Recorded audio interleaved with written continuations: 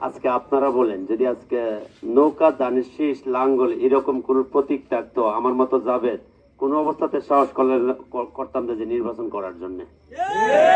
যদি আজকে মাননীয় প্রধানমন্ত্রী, প্রধান নির্বাচন কমিশনার আশ্বস্ত করছে বিদায় যে ফেয়ার এবং সুন্দর উৎসবমুখর সকলের অংশগ্রহণমূলক একটা নির্বাচন হবে, সেই আশ্বস্ত করছে বিদায় আমার মতো যাবে আজকে নির্বাচন করার জন্য ইচ্ছা পোষণ করছে, আদারওয়াইজ ইচ্ছা করতাম না আমি।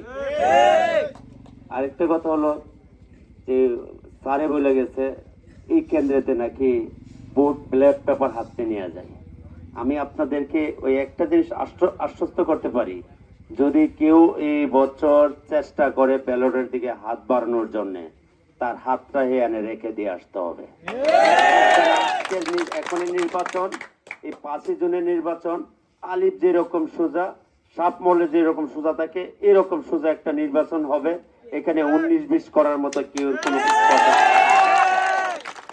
আর এরকম ওই স্যারে হয়তোবা জানে আমরা একটা ভিন্ন দলের মত হয়তোবা পোষণ করি, তারপরে যদি সকল সিস্টেম না করি কিন্তু আমি নির্বাচনও আসি নাকি, সকল প্রকার সিস্টেম হাত একটা সবকিছু বেঁধেই আমি কিন্তু নির্বাচনে আসছি।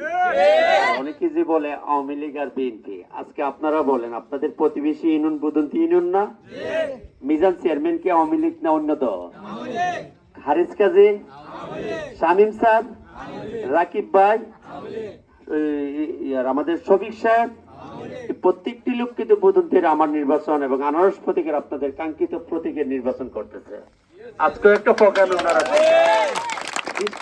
ইউনিয়নের চেয়ারম্যান জামাল চেয়ারম্যান, অনেকে জানে উনি আওয়ামী লীগ করে, কিন্তু আমি ব্যক্তিগত ভাবে জানি উনি রবিউল লীগ করে, উনি কিন্তু আওয়ামী লীগ করে না। রবিউল ভাই যে দল করবে উনি সেই দল করবে। আজকে কি আমাদের বিজয়নগর কি রবিউল ভাইয়ের বাইরে? আচ্ছা, তাজু চেয়ারম্যান পত্তন ইউনিয়নের, উনি কি আওয়ামী লীগের না?